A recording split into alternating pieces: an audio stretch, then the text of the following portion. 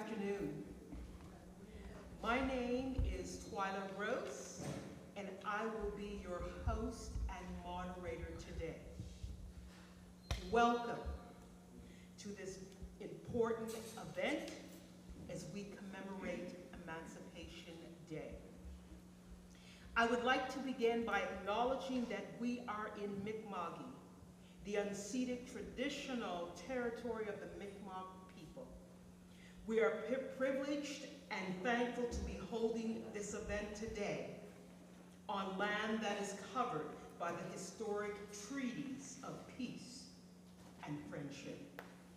I would also like to acknowledge the existence of people of African descent in Nova Scotia for over 400 years. May we honor and offer gratitude to the ancestors who came before us into this land and the commitment to not let this story be lost. On behalf of the Executive Director, Russell Gross, and Board Chair, Brenda Francis, I welcome you to the Black Cultural Center for Nova Scotia, both in person and those joining us virtually from across Canada. We thank you so much for investing your time with us. On March 24th, 2021, the House of Commons voted unanimously to officially designate August 1st, Emancipation Day in Canada. The date marks the actual day in 1834 that the Slavery Abolition Act of 1833 came into being across the British Empire. It is a fact that Canadians are not always aware that Black and Indigenous people were once enslaved in this country. Those who fought enslavement played a key role in shaping the diversity of our society today. Emancipation Day celebrates the determination, the strength, and perseverance of Black communities throughout our nation in Canada. Our goal today is that you will come away with an appreciation for the meaning of Emancipation Day and an acknowledgement of the history of the enslavement of people of African descent in Canada. Today, we will highlight this event with an informative and thought-provoking discussion panel on the topic, Exploring Emancipation. This time, I would like to give an opening prayer. And I would like to recite this prayer from the Holy Spirit Anglican Church in Nassau, Bahamas. This prayer was prayed on August 6, 2018. Let us pray.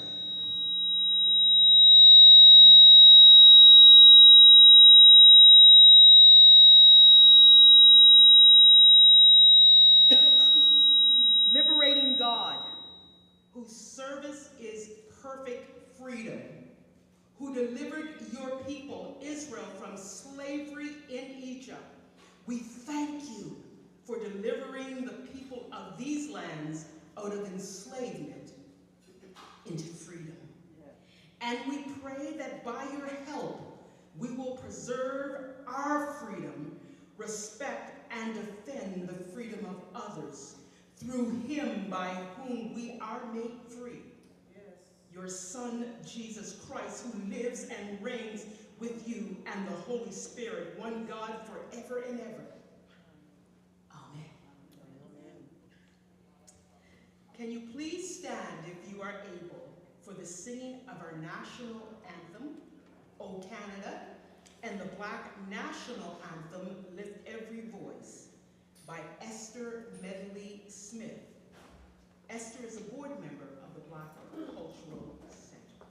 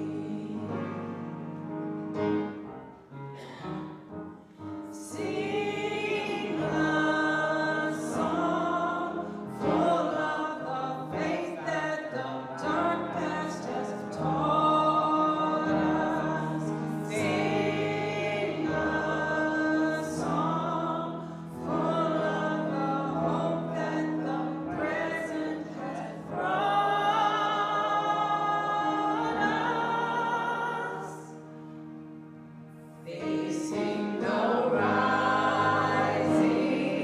sun of a new day begun. Let us march on till victory is won.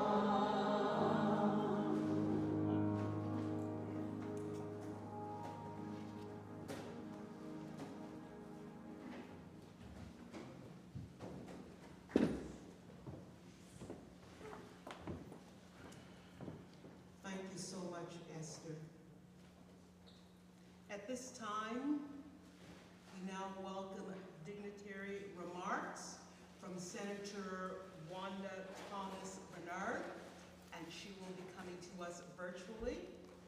Also, Peter Fago, and he's the Executive Director of the Federal Anti-Racism Secretariat, and Dwayne Provo, the Associate Deputy Minister of African Nova Scotian Affairs.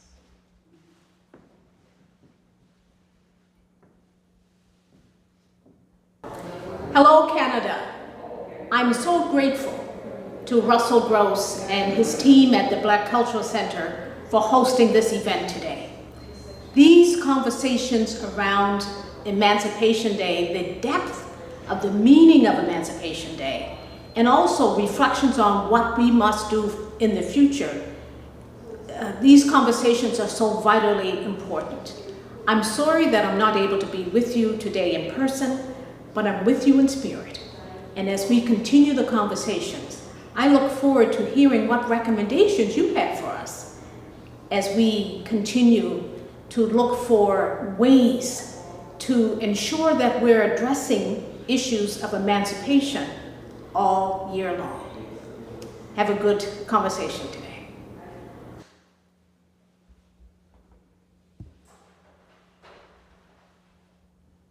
Bonjour tout le monde. Hello everyone. My name is Peter Flagel and I am honored to be here with you virtually today on behalf of the Government of Canada's Federal Anti-Racism Secretariat. I'm joining you from the unceded territories and traditional lands of the Algonquin and Anishinaabe people, otherwise known as Gatineau, Quebec. We are proud and really privileged to have been able to support the Black Cultural Center for Nova Scotia in hosting this wonderful, crucial, and vital celebration of Emancipation Day as part of a series of Emancipation Day celebrations we are supporting in Montreal, Toronto, Winnipeg, Calgary, Yellowknife, and Vancouver, literally in every region of the country. Over the last 2 weeks, we have joined our sisters, brothers, and non-binary folk from coast to coast to coast in marking the Slavery Abolition Act, which was implemented on August 1st, 1834, and led to the freedom of enslaved people of African descent throughout British North America, including Canada. And in making this recognition today, you are dispelling an age-old myth that the Black presence in Canada is a recent one. As the cradle of Black culture and heritage in Canada and the home of the largest Indigenous Black community in Canada, African Nova Scotian communities are living proof that the Black presence in this nation is not recent, nor is it insignificant. Your communities have been on this land for over 400 years, making enormous contributions and establishing vibrant communities, despite the persistence of systemic anti-Black racism. We, of course, can think of the explorer Mathieu d'Acosta, who is credited with being the first to arrive as part of the expedition that founded Port Royal. We must think, of course, of the enslaved Africans brought to the shores of Nova Scotia, but also think about and acknowledge the Black loyalists who arrived and were promised and then denied land. And then, of course, were the Maroons who helped build Government House and worked on new fortifications at the Halifax Citadel and served in the militia despite virulent anti-Black racism in their treatment. And so despite the abolishment of slavery nearly 2 centuries ago, the era cemented a legacy of anti-Black racism and discrimination that still, unfortunately, prevails to this day and is entrenched in institutions, policies, and practices of our nation. Black communities across Canada continue, as you know, and I don't even need to tell you, that continue to face the ongoing prejudice, discrimination, and anti-Black hate that limit their full and equal participation in society. From the ongoing COVID-19 pandemic the disproportionate incarceration of Black people, the over-surveillance and criminalization of Black communities, and many other considerations. These only further highlight the social, health, and economic disparities that undermine the livelihoods of people of African descent in Canada. So the Federal Anti-Racism Secretariat at the Department of Canadian Heritage is working tirelessly to collaborate and assist federal departments so that they can remove systemic anti-Black racism from policies, programs, services, and legislation. And also we're assisting in advancing the International Decade for People of African Descent, notably but not exclusively in our work to create Canada's new anti-racism strategy and Canada's first ever National Action Plan on combating hate. We know, as you have been telling us, that much more work needs to be done. So we recognize that and we commit to doing that work with you. But today we are here and we've come virtually to join you to celebrate Black resistance, Black strength, and Black beauty. We have come to mark in this the tremendous strides that Black communities here in Nova Scotia and across the country continue to trailblaze despite the many obstacles that remain in your paths. So really, on behalf of the team at the Federal Anti-Racism Secretariat, I'd really like to congratulate the organizers of this Emancipation Day event for your dedication, your commitment, and your continued resistance against systemic anti-Black racism. And so we really look forward to continuing our collaboration. Donc, merci à tout le monde. Félicitations pour le beau travail. Nous avons hâte de poursuivre notre collaboration. Merci. Thank you.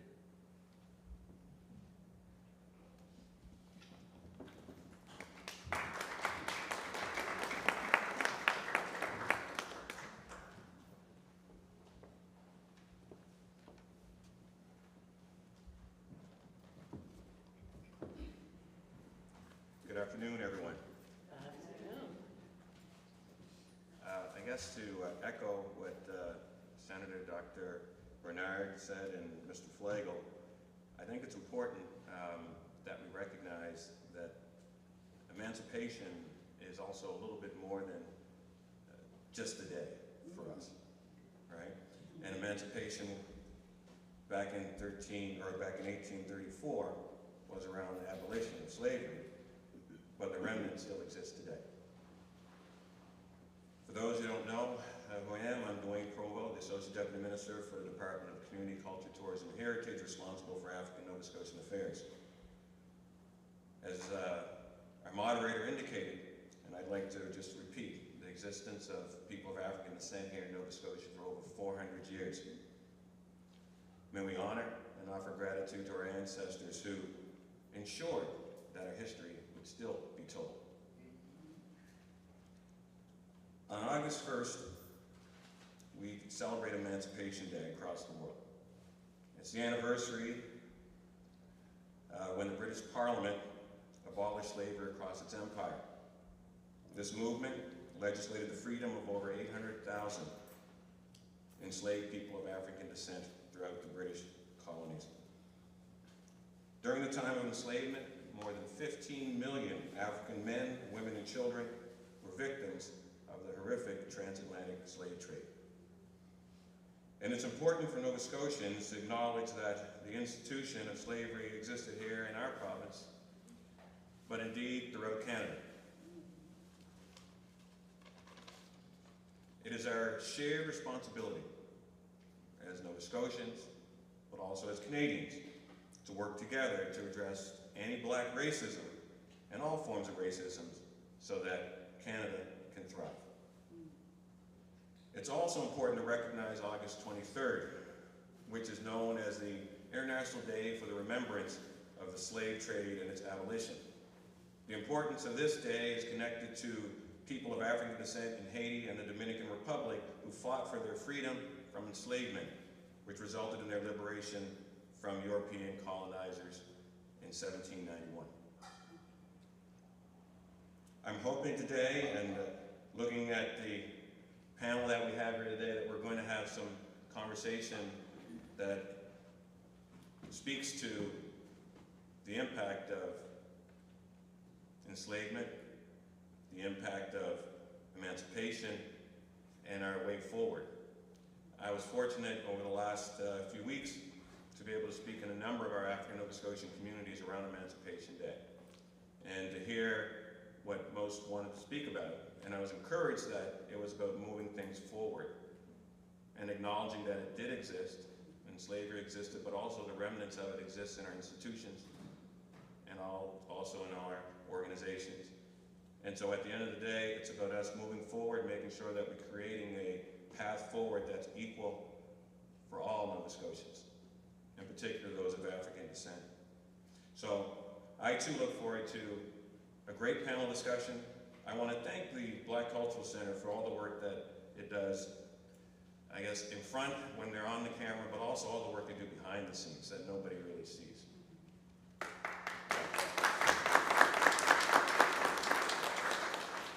The preservation of our history and culture is so vitally important to the future of us as a people. And they do a marvelous job with making sure that that is preserved and continuing to look at what it's going to look like in years to come. And the support that they need to make that happen from our communities is paramount. And so I can say here to the organizers and to the board and to the members of the Black Cultural Society that you have my 100% support in continuing to preserve our culture and our history. So I want to thank everyone today for being here, for tuning in, for listening, and those who are here in the present. I look forward to an exciting panel presentation. So I thank you all, and God bless.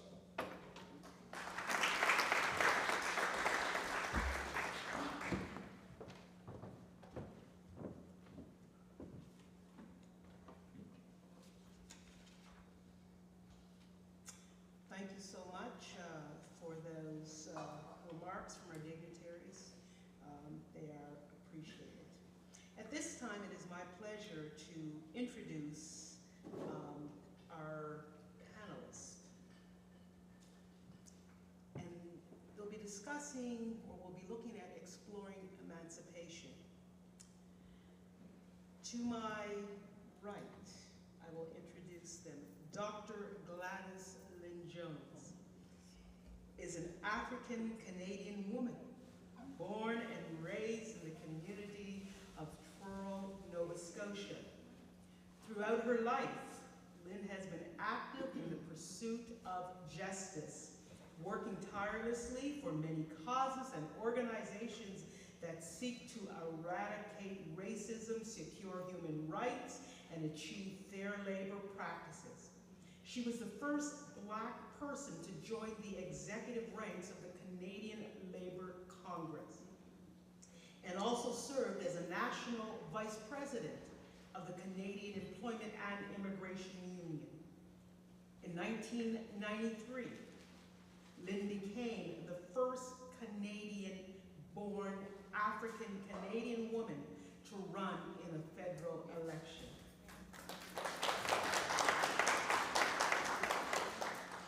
Lynn is currently the chair of the Global African Congress, Nova Scotia chapter, which seeks reparations for the transatlantic slave trade and other injustices, whose organization published the groundbreaking book authored by children they engage called R is for Reparations. And I just want to throw in this little note. Lynn was my first, I guess my first boss or my first manager in 1980 at the Canadian Employment Center. And so I've never forgotten her. I've always stayed in contact, and thank you so much for your mentorship. I appreciate that so much.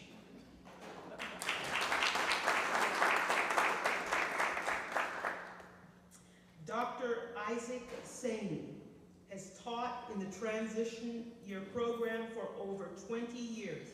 He holds a PhD in history from the School of Oriental and African Studies, SOAS, University of London in the United Kingdom.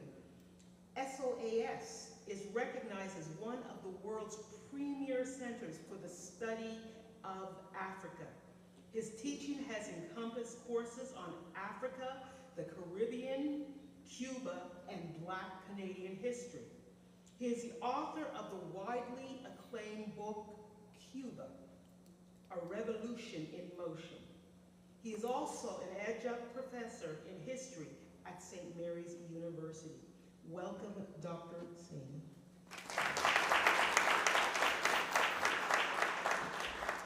The Reverend Dr. Rhonda Y. Britton is a senior pastor of New Horizons Baptist Church in Halifax, Nova Scotia.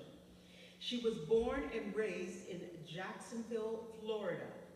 Dr. Britton worked for 20 years as an IT professional in Florida and the New York, New Jersey area before accepting her call to ministry. A strong proponent of education, Dr. Britton has earned several degrees, including a Master of Divinity degree from Princeton Theological Seminary, Princeton, New Jersey, and a Doctor of Ministry degree from Acadia University, Wolfville, Nova Scotia. She currently serves as past moderator of the African United Baptist Association of Nova Scotia, as past president of the Canadian Baptists of Atlantic Canada, chairperson of the Richard Preston Center for Excellence, on Corrections Canada, Interfaith Committee on Chaplaincy, on anti-violence initiatives in the Halifax Regional Municipality, and various other boards and advisory councils. Welcome, Dr. Britton. And I too have had the opportunity and pleasure of working with Dr. Britton on the African United Baptist Association of Nova Scotia, a very passionate individual indeed. At this time, we offer you a little bit of entertainment, musical selections, and I want to welcome Kingdom Voices, and they're under the direction of Sean Downey. They're going to come forward and grace us with a few musical selections. Thank you.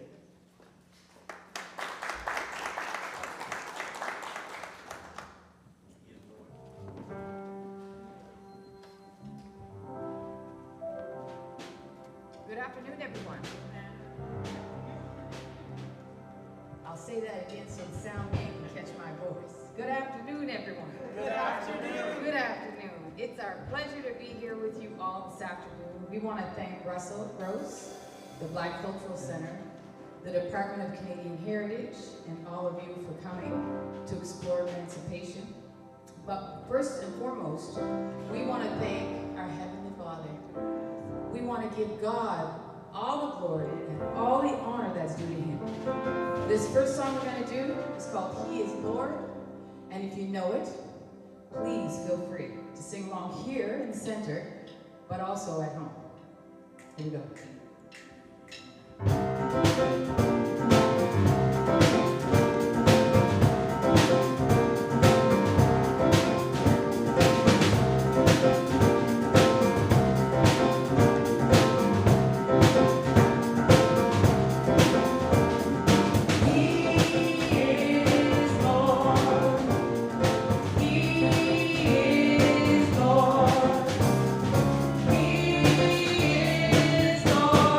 Lord of every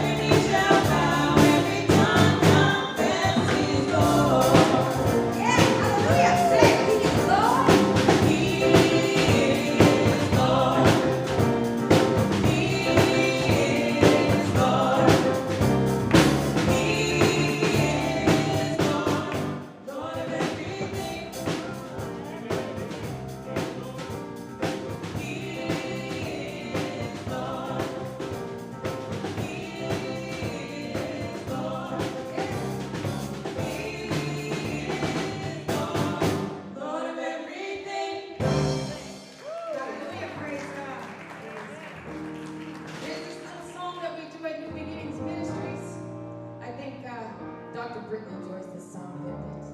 It's called Give Me Jesus. Give me Jesus in the morning. Yes. Give me Jesus in the evening. Every minute of the day, give me Jesus. So once you catch it, please feel free to sing along. What you think about Jesus?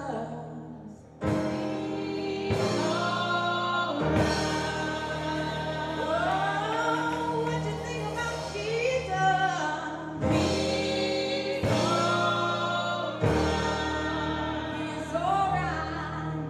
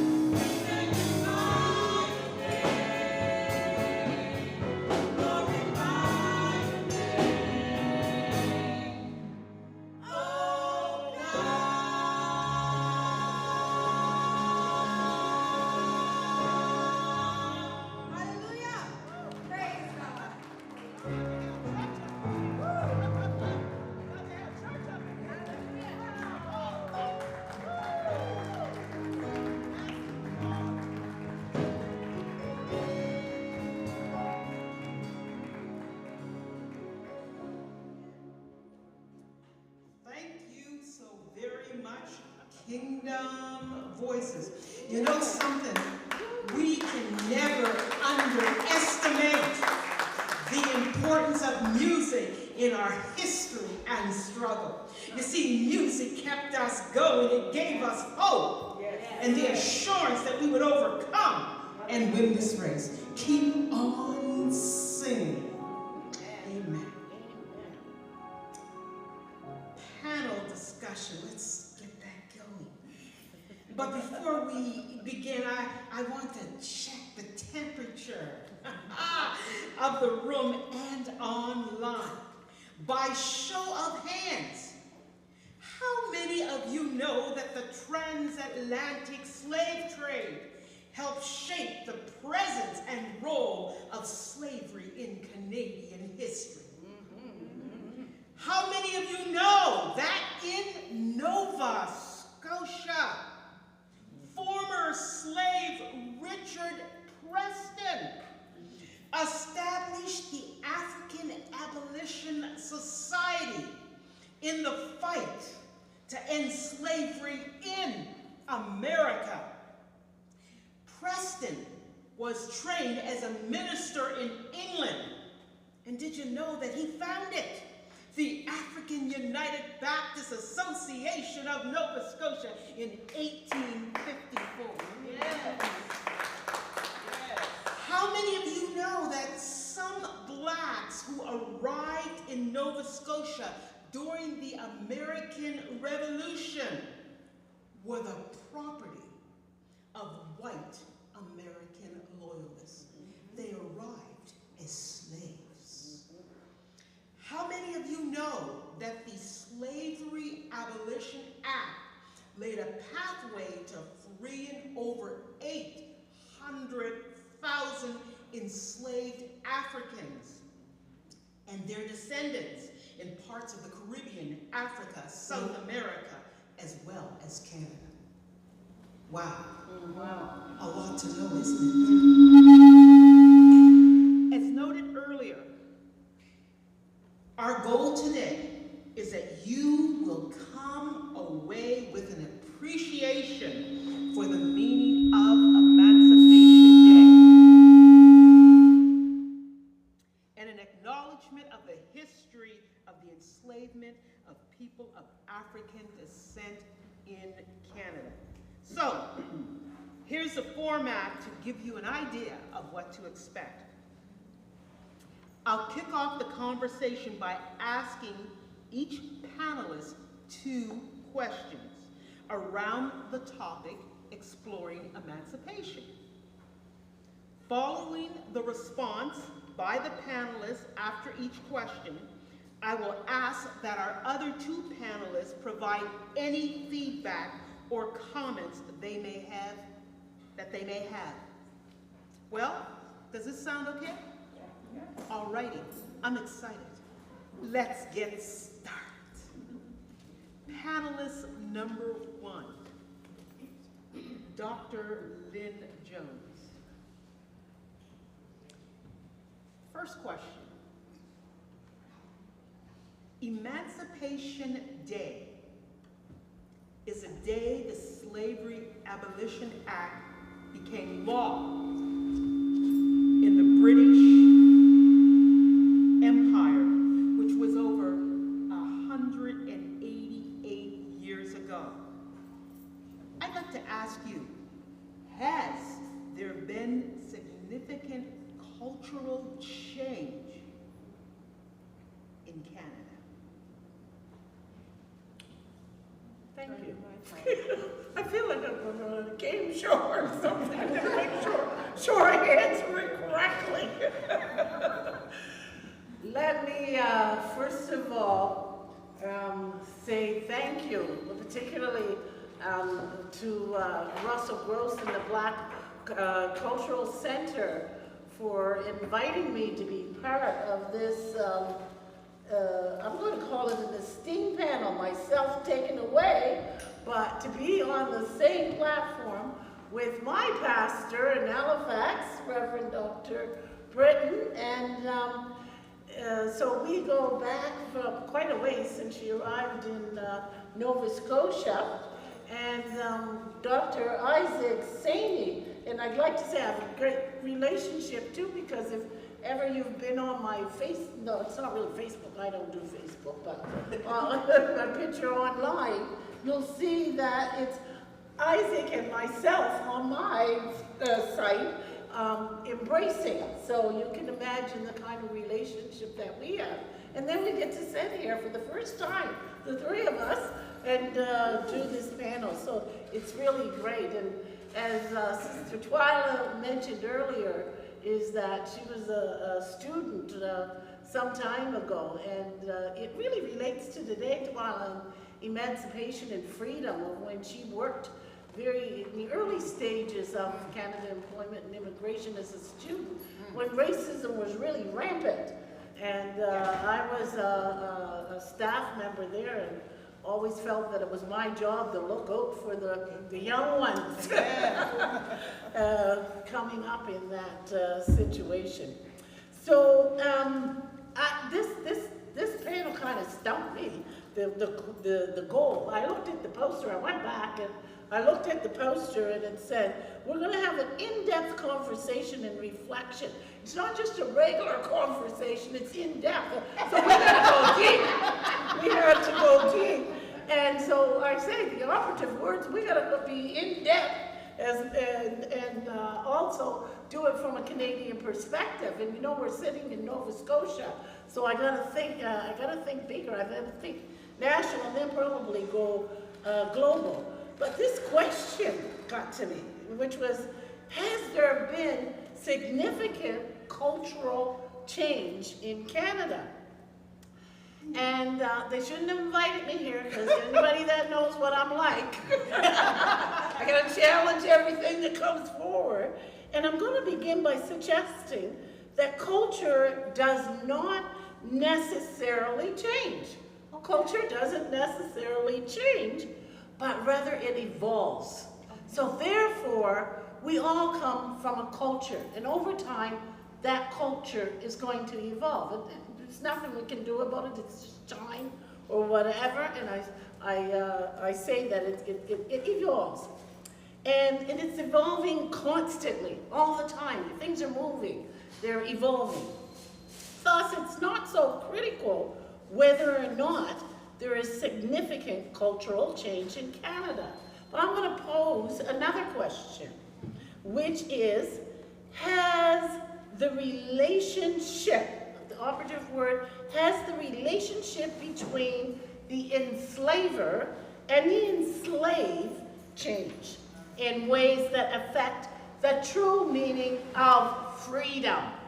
So has that changed so that their freedom? Are we as African people free? And my response is unequivocally, and I see some in the audience saying, and I love that you're all here with me today and all the hundreds and hundreds and hundreds online, that unequivocally no. In that as African people, we are not free. And I pondered how I would do this and offer you what you signed up for, which is this in-depth Canada, thing around Canada. And what better way to do this than to reflect from the mouths of babes, a child. Children are so wise and so uninhibited. I'm sure many of you have had at least one experience of a child asking you a question, and you stumble to find the words and thoughts to adequately come up with a response.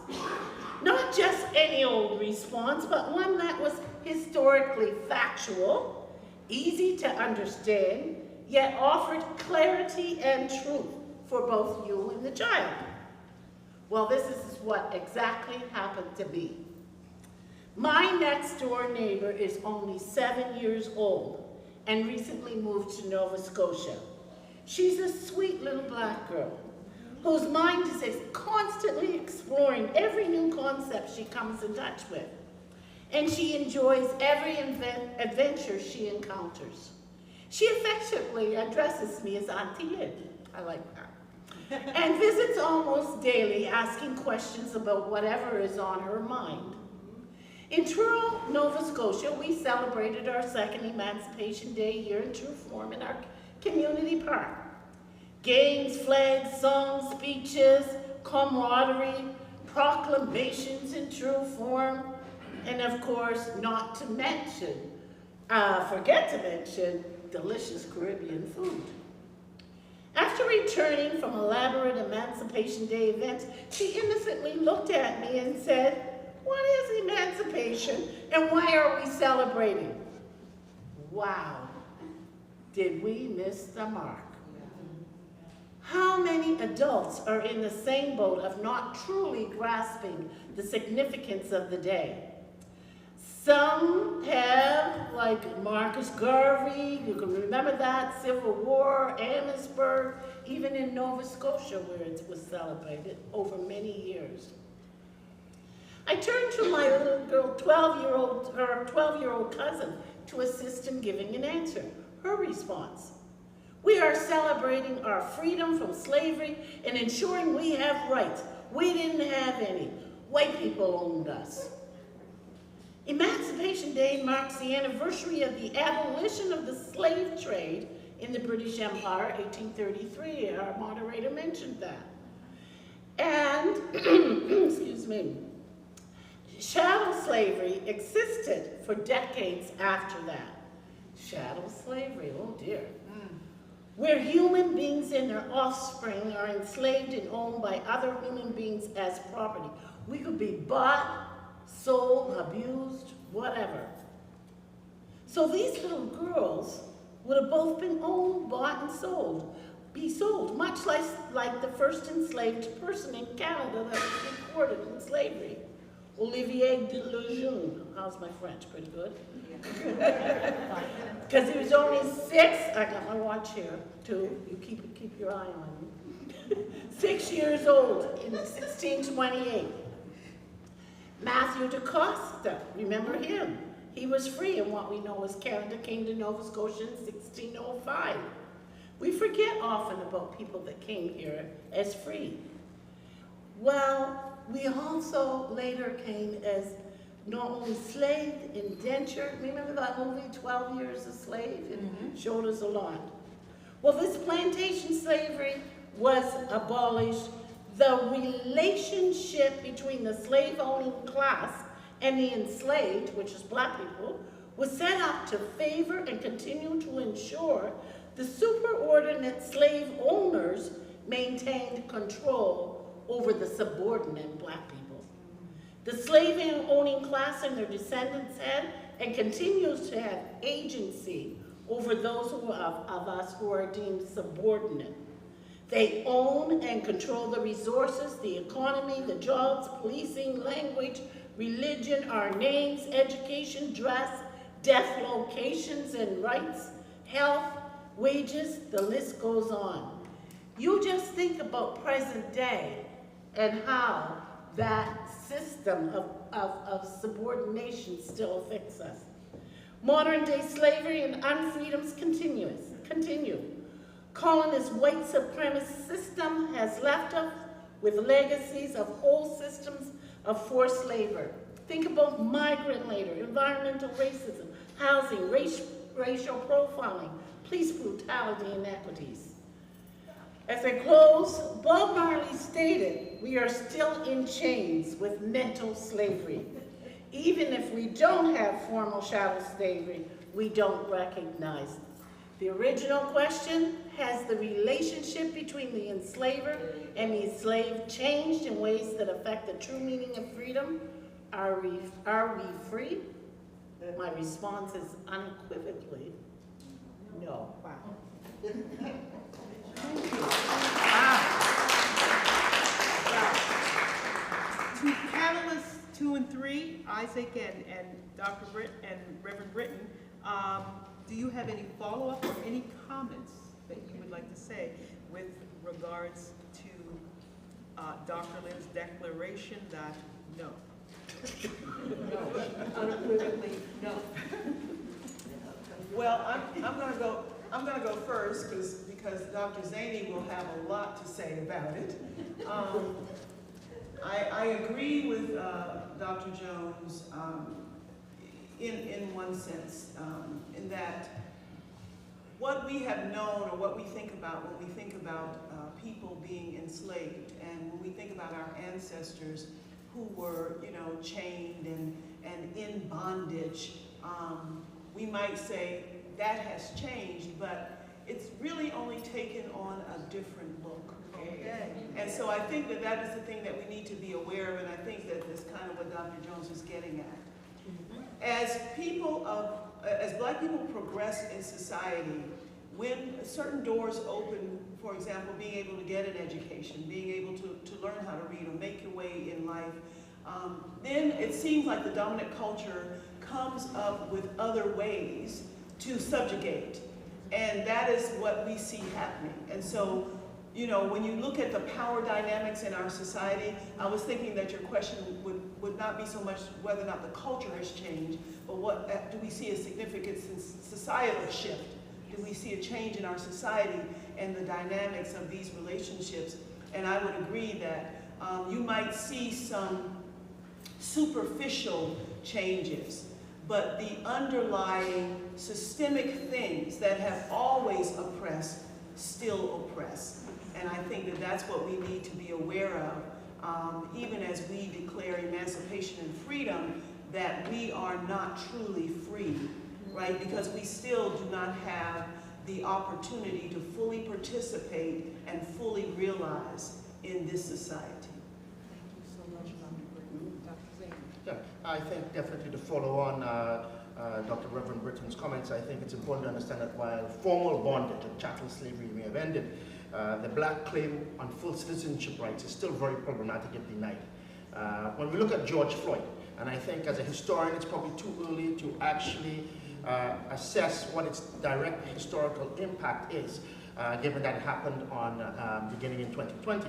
But I think in Canada, the Canadian ruling class, the ruling elites was shocked that the huge demonstrations that took place here. Yes. And I think people fail to realize that in the United States, it's the largest mass protest that's ever taken place in US history, involving about 30 million people, Black-led, but multiracial and multi-generational. Here in Canada, we had demonstrations. And I think, as I was saying, the ruling class, ruling circles here, was stunned that these were not just solidarity demonstrations with our brothers and sisters in the United States, but pointing out that the same problems exist here in Canada. And that forced them to have to, shall we say, give certain symbolic concessions and so on. And it is really an acknowledgement that the Black claims on full citizenship rights here is still not fully realized, and perhaps cannot be achieved in the system that exists, which is fundamentally founded and predicated on anti-Black racism. We only have to talk about street checks here in Halifax, yes, where, when Scott Wortley came in and did the study, of course it was being asserted by Black groups, and I was a member of several of them, that the police were disproportionately discriminating against people of African descent in certain spaces in Halifax, basically demonstrating there's a color line that's unwritten, but very conventional, that Black folks shouldn't be in these spaces. And we said that many times.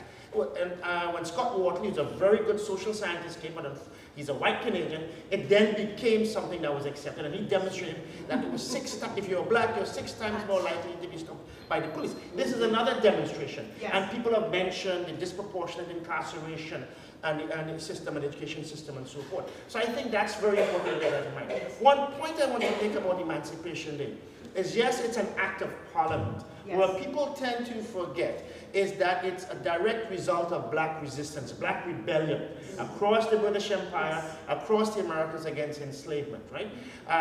We can talk about the Haitian Revolution, which was mentioned in the comments by Deputy Minister Provo about the Haitian Revolution. It played a central role establishing the first Black republic, the first successful slave rebellion in history. But before the British emancipation in Act of 1834, there was rebellion in Jamaica, 1831 to 1832, the Sam Sharp Rebellion, that so shocked the British that they were terrified, yes, that if they did not determine the terms upon which emancipation took place, the Africans themselves would achieve an emancipation on their own terms. Right. And it's important to bear in mind that when emancipation took place in the British Empire in the Caribbean, one of the things they did was, one, they compensated the plantation owners, okay? They compensated the plantation owners, not the enslaved, And then they imposed a period of apprenticeship, which was a form of formal slavery, which they had to shorten because the enslaved Africans refused to accept it, right? I'd like to bring it back to Canada. And Dr. Lynn Jones mentioned Olivier Lejeune. Olivier Lejeune is the first person who was enslaved in Canada, an African whose name we have. And his name appears in the records in 1628. He was, his name was Olivier, he was enslaved, he had been sold at various times, and he finally ends up in the hands of Father Paul Lejeune. And 4 years later, Father Paul Lejeune, and Father, you can tell he's a priest, and the church's hands is not only in the residential schools, okay, it's also, I mean, the deaths they caused and the horrors that basically were imposed on the indigenous peoples here in Canada, but also obviously heavily involved in the African slave trade. So Olivier Lejeune is being baptized. And Father Lejeune in his journal records, you know, in his memoirs records that when he's baptizing the 10-year-old, Olivier says, well, why should I be baptized? What's the point of being baptized? And Father Paul Lejeune and the parents said, well, so you can be like me. And Olivier Lejeune, in the first example of black intellectual resistance and analysis of what it means to be black in Canada, and one of the first forms of black intellectual resistance in America says, and this is a 10-year-old, for me to be like you, I have to take my skin off. Okay? And so it's a biting insight, a biting reflection, as some scholars have pointed out, into the condition of being black in Canada. And when you look at what emerged from the from slavery itself, the existence of slavery in Canada, okay, and establishing laws and social practices and so forth, those have profoundly shaped the trajectory of black communities. Even people of African descent who came long after the abolition of slavery. And we pointed out segregated schools, we pointed out over-policing, we pointed out the social and economic inequalities that exist. So in many ways, the struggle continues, and black folk has always been at the center of that struggle. It hasn't come through the magnanimity or the generosity of the state. The state has always been forced to surrender at least some form of recognition to us. Wow. Thank you so much. Well, Dr. Jones, just before we continue, I want to acknowledge the presence with us here today of Senator Donald Oliver.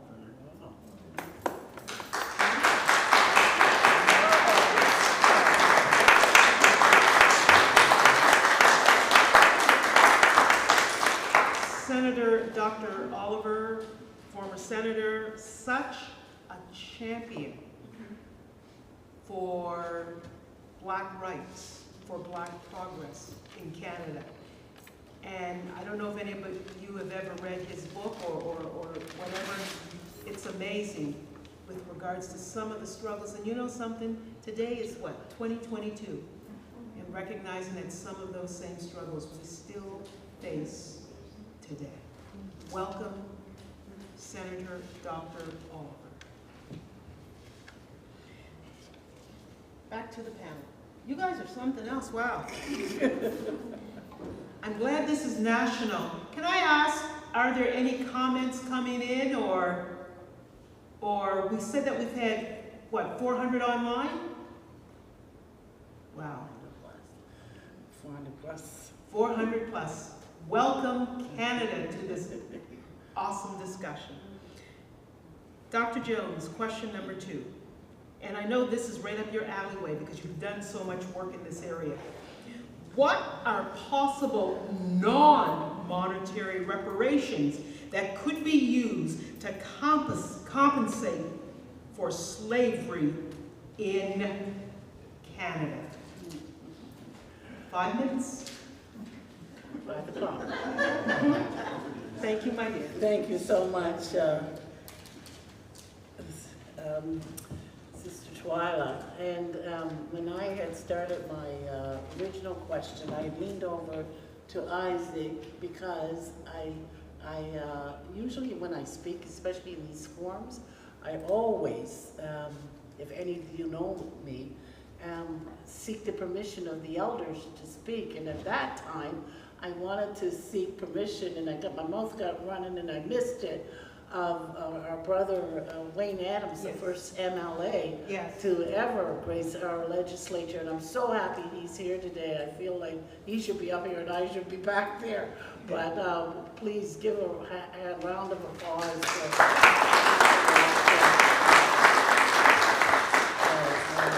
that's not part of mine. So, getting back to the question, what are possible non-monetary reparations that can be used to compensate for slavery in Canada?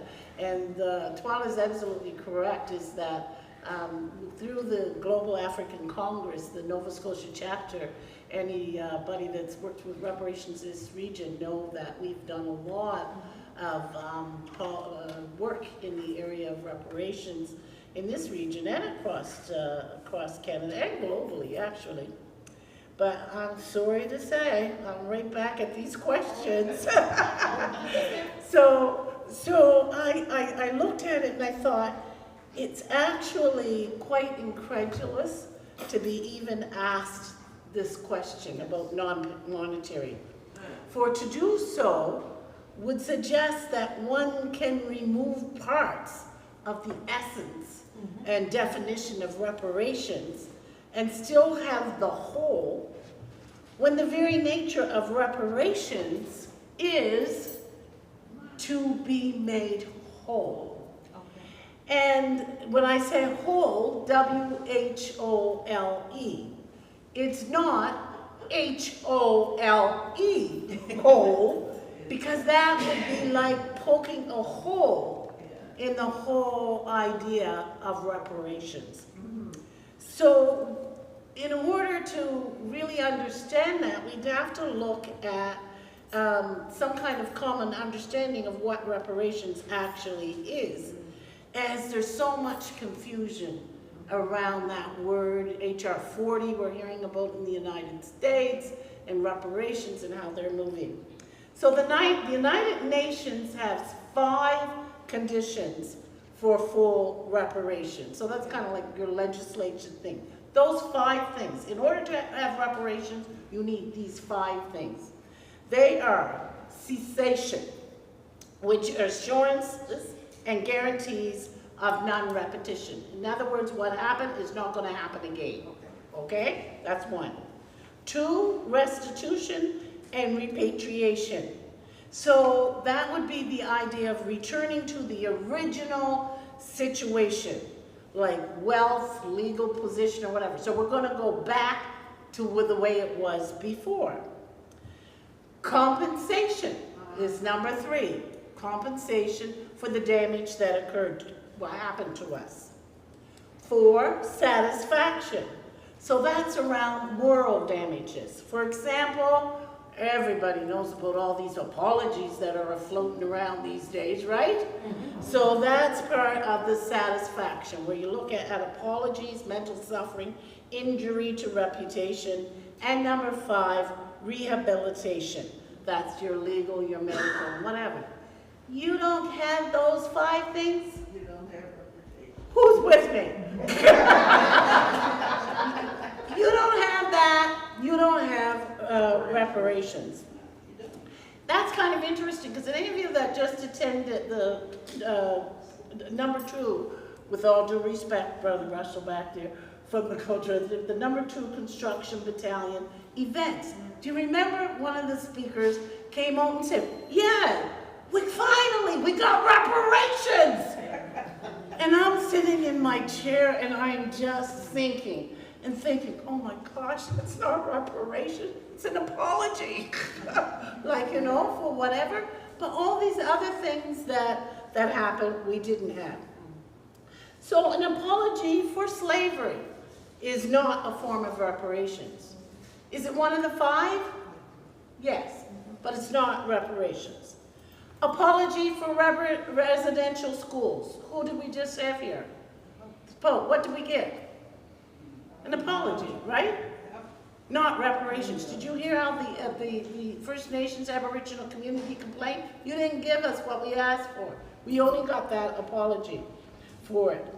Erecting a replica church in Africville. Establish an education fund in Africville. Is that reparations? Partly, one element of it. One element. Thank you so much, Ms. Twyla. One element of the whole package. So why are people so afraid to talk about monetary reparations? So it calls to question the whole colonial capitalist white supremacist system that we're steeped in. We're not supposed to ask for money. Black people don't. You can ask for whatever you want, but do not ask for money. Everybody else in the world can, but don't come asking about money. It's a key component of reparations and should never be omitted in the discussion of reparations.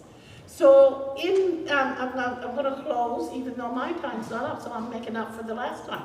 So in the closing, I just wanted to say that to talk about the 12 fundamental principles of reparation, which is validation of our humanity, knowledge of our history, completion of the emancipation process, compensation must be proportionate to the crime, reparations must produce a just society, no one must be left behind, we're all involved, Africans must exercise autonomy throughout the process, we must repair ourselves, self-repair will generate mass support for reparations. Children, R.S. for Reparations, the book that we talked about, the children wrote, they know what reparations is and all the components that have to be part of the process. So thank you. Thank you. Within time. Thank you. I just want to say, Dr. Jones, that why I said possible non-monetary reparations was we tend to think that reparations is only monetary, and there, as you said, are 4 other key elements to reparations. Thank you so much. You did well. Do we have any follow-up from our panelists? I do have just a little bit of follow-up. I, of course, do not disagree with Dr. Lynn at all in terms of reparations. I think that, I don't know why it is that we tend to shy away from asking for monetary compensation for harm that's been done. You know, but I come from a very litigious society there in the United States where people always ask for money. So I don't know why we shy away from that. You mentioned the number 2 apology, and I actually have that in my comments when my questions come up. But one of the things that did strike me, and that I probably mumbled under my voice in listening to the apology and hearing the Prime Minister say, you know, we're sorry, understanding that there's been a group of people who have been pushing, meeting and saying something needs to be done about this. I said to the person sitting next to me, I hope that that same group of people will continue to push and say that what soldiers would receive, you talk about being made whole, what soldiers would receive when they are dismissed from service, when they are discharged from service, those people, their descendants should receive in today's dollars, right, in today's dollars, and the opportunities. I don't know about the Canadian military and what comes with having served the country, but I know, for example, in the United States, people have, you know, education grants and things like that that they can take advantage of because they've served, they pay for their college. Like, those kinds of things need to be offered to the descendants of the number 2 Construction Battalion. It's not that you don't know who these people are. You have a list of who served in the number 2, and so you can reach their descendants to offer them actual monetary compensation because they were deprived.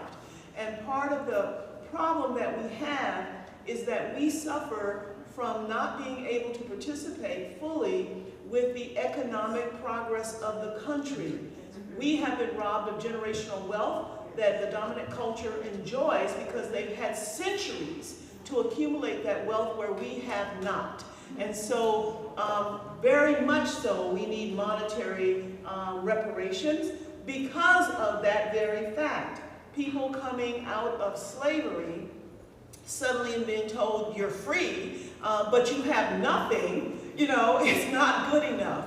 And so we have Black institutions that need to be built or established so that all of the ways that people have been affected in their lives can be addressed, even with mental and emotional and psychological harms, right? We need healing institutes, we need justice institutes, we need training for various things. All of these things should be offered to us as part of reparations. And we also need to think about, you mentioned the replica church in Africville, but we have people in Africville who owned land, who lived there. Yes. You know, we need to talk about giving those people back their land or establishing something, lands for them, compensating people for houses that were torn down, you know, making a place for people. The harm that's been done, and that's part of my question, I'm getting ahead of myself, but the harm that's been done to our young people who have the story of Africville in their history and have been denied, you know, those family ties and that kind of community and such, who feel a disconnect. Those things all need to be made whole. And so I know it's a huge kind of situation, I guess, to look at. But if you take it in parts and you declare that you are going to be working on these various parts, we can get it done. You know, Nova Scotia is only so big. So there's no reason why we cannot get some of these things done. And to the satisfaction, not the satisfaction of those who did the harm, but the satisfaction of those who suffered the harm. Don't tell us what we need. Let us tell you what we need. You have to do it to our satisfaction so that we feel that we have been made whole. Thank you, Dr. Britton. Preach it, sister. Dr. Saney. I'd just like to say as well that when it comes to reparations, Yes. it has a long history in the Black tradition of resistance, right? And some people argue, like Sir Hilary Beckles, who's the Vice Chancellor of the University of West Indies, and perhaps the leading intellectual on reparations, that we're in the fifth wave. And reparations is fundamental to human survival, in the sense that the world we live in, with the ecological catastrophe that looms over us, and we all perhaps have forgotten about the climate change conference that took place, COP26 in Glasgow in Scotland, and there was a later report that came out. The situation is dire. And we all see that in the horrors of the heat waves that are sweeping across the world. And what's interesting, which is very interesting in terms of when we look at that, is we talk a lot about the heat waves in North America and Europe. It's horrible in East Africa. They're on the verge of hunger because of what's happening. Yes. But of course, Black lives are valorized, unfortunately, right? We have to carry on that struggle. So reparations goes beyond, it's about human survival. It's about transforming the world we're in, creating new social relations.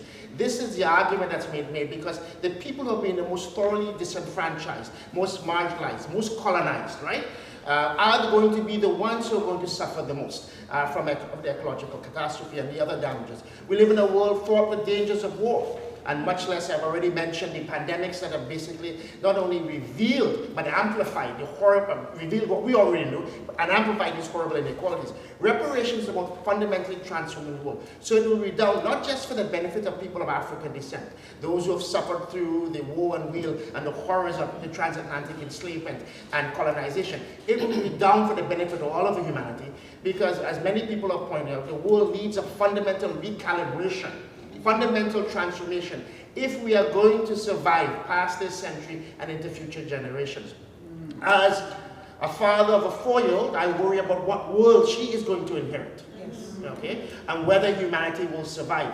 And some of the predictions by some scientists about the way the environment is deeply accelerating in its decline. One is we in our lifetime will be witnessing perhaps the end of humanity.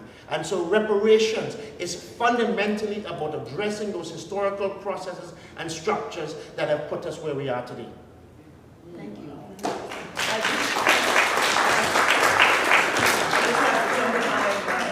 Dr. Saney just reminded me of something that liberation theologian James Cone said.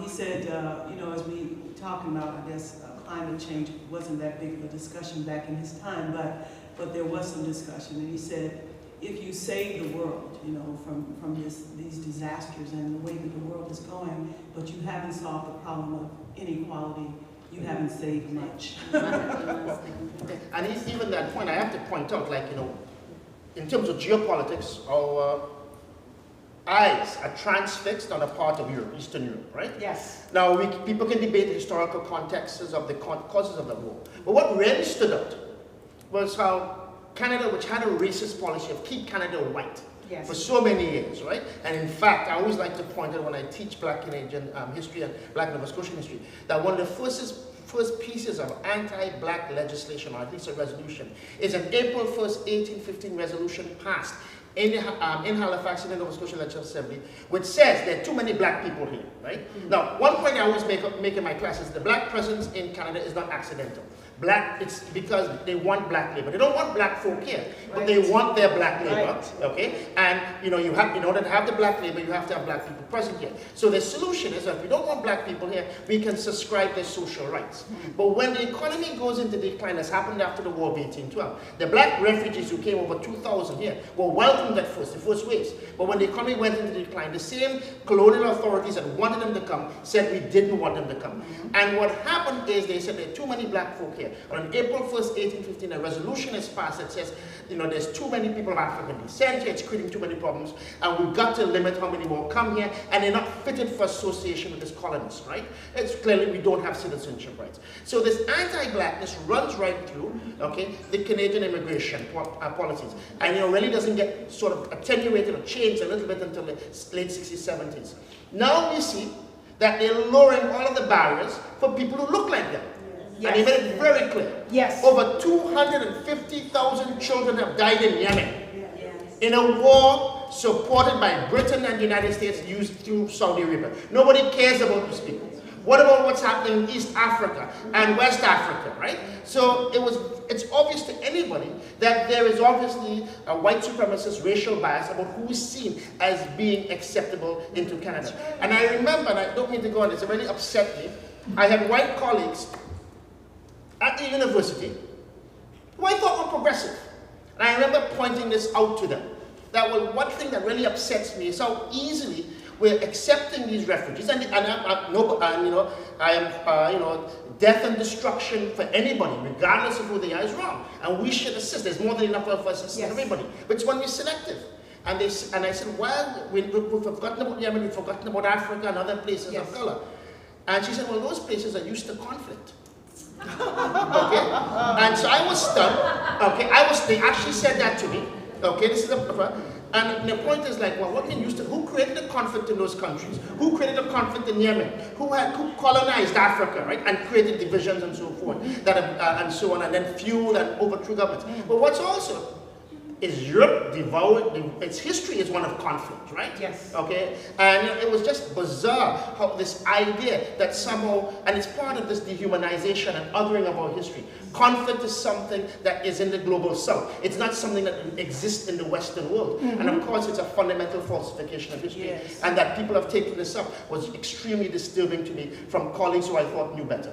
So I didn't mean to go on at length, but it's something that's deeply bothered me and I find it really unacceptable that people can't see their own biases, racial biases, in how they understand global conflict. Wow. Thank you. I think Dr. Lynn had a minute to wrap up, or a point that you wanted to make, please. Yeah. Thank you. I just wanted to go back to reparations and where we stand in Canada in terms of reparations.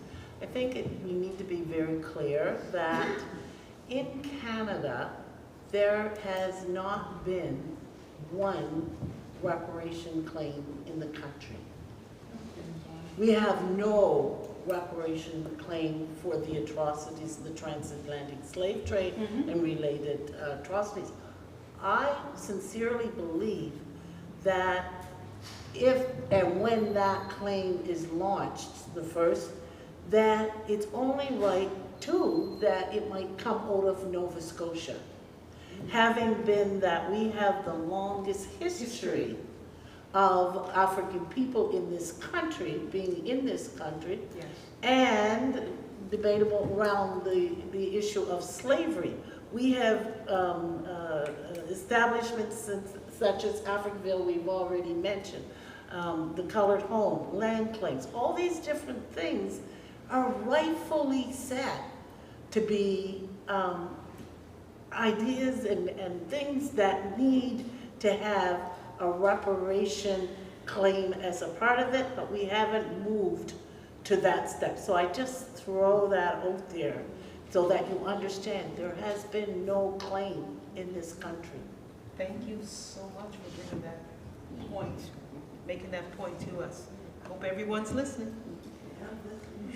Okay, to panelist number 2, Dr. Isaac Saney. First question, slavery existed in Canada. Why do you think, and I know you're going to just bring this one home, why do you think there is such a lack of awareness of this fact?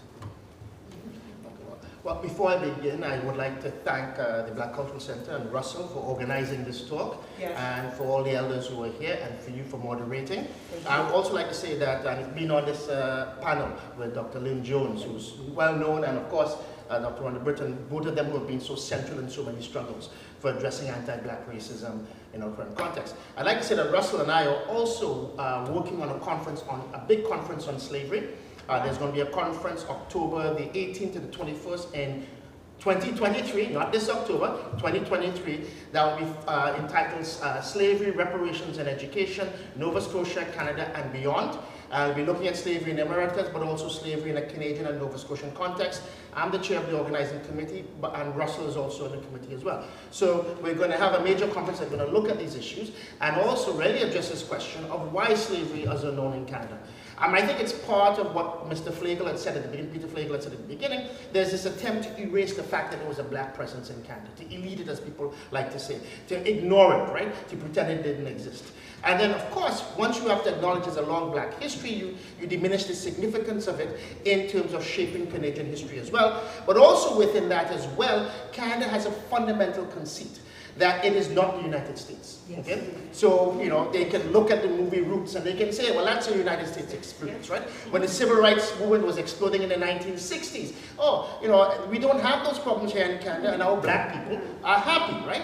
And so it was an idea, it's fundamental, that Canada is not the United States. And part of it is the fact that Canada also as a middle power, you know, was trying to basically push itself on international bodies. Didn't want to be a source of criticism, right? Yes. It needed the support of newly independent African countries and so on. But also within that issue as well, okay, of saying that, Canada often placed first in the Human Development Reports. Every year, the United Nations Development Program puts out something called the Human Development Report and ranks all the countries of the world where they stand. And quite often, Canada would place number 1, right? And Canada was very excited about this, right? Okay. But then what happens is then people begin to explore this history. People of African descent in Nova Scotia, and then others who came later on, began to challenge racism in Canada and began to see that there's a deep, not only a Black presence, but a deep historical rooted nature of anti-Black racism. And so the Canadian government had to acknowledge this. And then also people placed it on the international stage. So there's a story that I'm told that when the first United Nations Working Group experts came to Canada, they published a report in the follow-up to the United Nations World Conference Against Racism, Xenophobia, and Other Related Intolerance, a major historic event that was marginalized later on because 9/11 happened afterwards, that took place in Durban, South Africa in late August, early September of 2001. And there were experts who were coming to different countries at different times before the follow-up to that. When they came to Canada, they issued their report. That was scathing about the socioeconomic inequalities, what's happening in the education system, what's happening with police. I don't have to, we all know this. Yes. And when that report became official, there was a Black member of the government at that time, of the ruling party, it was the Liberals at that time, and that person was called in and attacked and really basically derailed by the Prime Minister because they did not want Canada to be embarrassed, right? Because they were looking to continue to remain on top of those rankings, and they were looking to vote onto international bodies, right? So there's this attempt to Canada to create the idea that it is not the United States that these things don't happen. And then there's an attempt to basically say when it comes to slavery in itself, because slavery is so odious, right? It's reduction of people to chattel property. It's the most open example of dehumanization and degradation. Canada doesn't want to acknowledge that existed here, here on these territories, and importantly, they don't want specifically to acknowledge that not only did it exist here, that raises the issue of reparations, right? And more importantly, we're discovering that there are many more enslaved Africans here. So when they do acknowledge it, they always say it was lesser numbers, wasn't as bad, Right. gentler, better slavery, gentler, better colonialism for the indigenous peoples, like the residential schools have proven. And so slavery was gentler, right? So they want to ignore that. So we're discovering two things. One, there were more enslaved Africans than people know, okay? And that some of the historical records, right, you know, about the treatments are particularly horrible. So for example, I was recently with my partner, we were on a vacation down by Parsboro, right? Yes. And there's Tuscan River in Parsboro. Yes. So some people may know the story about Jude. She was an enslaved African woman who was beaten by Samuel Andrews and his sons to death, right? And there is, you know, obviously this became such a part of the law there, right? That people talk about the, you know, the idea that at night you can hear her screams. In the Tuscan River, right? Yes. Simply because it was so horrific. So we know it wasn't that slavery existed here. It was about reducing people to chattel property, and it included its brutality. But more importantly, we know that Canada was tied into investment into the transatlantic slave system, right? People invested in shipbuilding. Joshua Major, who was a major power broker in Halifax, was involved in not only buying enslaved Africans, but building ships with it, right? And he was trading back and forth. We know there are many people who owned land there, right? And some people were compensated after, you know, when the British formally abolished slavery in their empire, okay, in the British Empire, they compensated the plantation owners. And there were Canadians who were compensated because of that, right? So we know there was a trade going back, a financial interconnection going back and forth. We also know that during the US Civil War, so slavery is finished here in Canada, officially, but it's still in the United States, that during the US Civil War, many of the Canadian ruling elites supported the South and were trying to assist the South in running the Union blockade, right? And as thousands of Canadians were volunteering, right? Oh, this was before, but thousands of people were volunteering from, you know, Nova Scotia, up and lower, to go and fight in the North against slavery. They were collaborating with the U.S. South, right? And in fact, we all know that part of Lincoln's assassination planning took place in Montreal.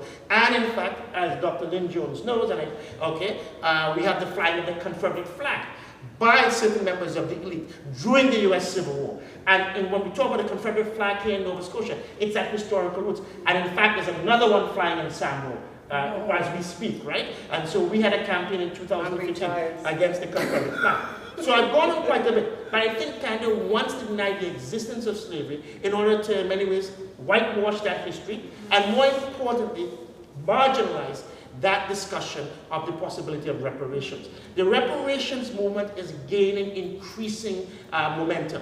We have the reparations lawsuit from CARICOM, right? Yes. There's actually going to be a lawsuit that's going to be launched within the French jurisdiction, because France is the only country, perhaps by mistake, to actually acknowledge the transatlantic slave trade and its consequences as a crime against humanity. It's a particular law, okay? But it's and people are trying to utilize that rule. So reparations is gaining its momentum, and the Canadian government is worried about having to actually render account.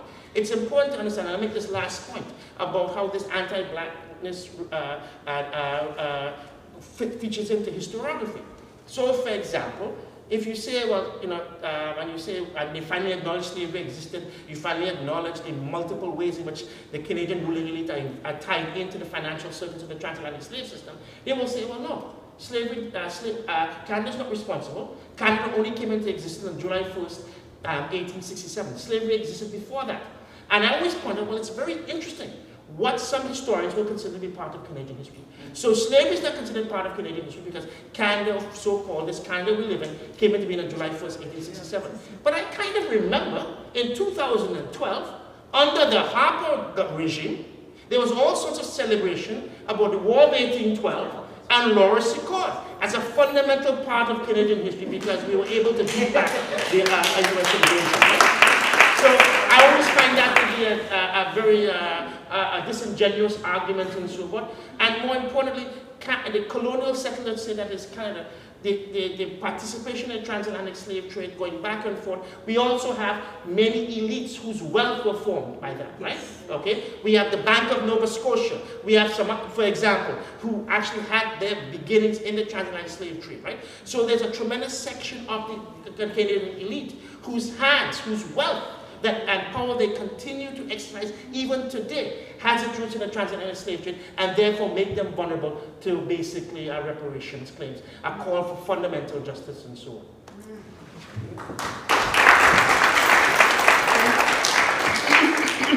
To our panelists 1 and 3, do you have any comments, brief comments with regards to the I guess, sort of the lost history or the lost understanding that slavery did exist in this country, Canada? My only comment is that it has been a very successful campaign. That's what I will say, coming from the United States, that there are people who still persist in this false knowledge that we didn't have slavery in Canada, and people who have come here have been shocked and surprised to find the amount of racism and the truth about that story. So it was very successful. Sometimes they say if you say things long enough, then somehow it sinks into people's heads. But I think Dr. Saney hit it on the head because nobody wants to confess to being a part of such a dehumanizing enterprise, and that the country and much of the wealth in the country was built on the backs of enslaved people. Thank you, Dr. First of all, I must say, Dr. Saney, we all need to be at his feet in his classroom. Yes. To get, and I never professed to be a scholar in that manner. He talked about Confederate flag and things, and that's the activism. So that's my from whence I come is the activism part. But to me, the question says that why do you think there is a lack of awareness about? Well, when you have power and privilege, and we started out talking about relationships and how that was a critical question about between the enslaver and the enslaved. If you want to perpetuate your white privilege and your colonialism and hold on to it, then why would you in turn let people know of the true story about slavery and what's happened? Because it's to their advantage. And that's really, it's not that people haven't been made aware of slavery. We've had 10 million reports, including the United Nations, that comes and raises these issues on various occasions. And once they've left, it's been to the ruling class advantage not to even put the report so that people even get to read the report. So until the oppressed rise up and start and say, you know, this is not acceptable, and we're going to rise up and join till we all join to fight that fight, then it's never going to change. So we need more activists. One quick one I should have mentioned as well, and it's available online, is that one of the things that came out of the activism on Dalhousie campus is when Dalhousie was preparing to celebrate its 200th anniversary in 2018, some of us pointed out that there's a problematic relationship that Lord Dalhousie, the founder of the university had with people of African descent. Yes. And so one of the things that came out of that, and we were lucky to have a president who was open to sitting with all the black faculty and addressing this issue with a lot of pressure, is the report on Lord Dalhousie's History on Slavery and Race. It's available to download online. I can pass this around the audience. It's available to download online from the Dalhousie site. And Dalhousie University was the first university to actually begin an interrogation of its relationship to slavery and race, right? And this report came out chaired by Dr. Flora Cooper, among others who were part of the panel and contributors as well, right? So we did that, and then the University of Kings did its own exploration, and then they joined what was called the University Studying Slavery Consortium, which is a group of universities in the United States, over 50, 60, and so that's where this idea came up. Well, you do an annual conference on slavery, you don't know about slavery in Canada and in Nova Scotia, let's have this conference in Halifax. So that's where that came up. And so this is the beginning, and McGill is beginning its investigation. Yes. But the point that Dr. Jones was making is important. None of this comes, like out of magnanimity. You have to struggle. And as her late great brother, Dr. Burley Rocky Jones said, Yes. freedom is a constant struggle. Thank you. Dr. Saney, question number 2. How can we contribute to the global efforts to recognize the harm caused by slavery around the world? Well, first I think I'll begin small. I think the first important thing as an educator is to educate, is to begin making people conscious of this, right? And I think that's one of the most critically important things.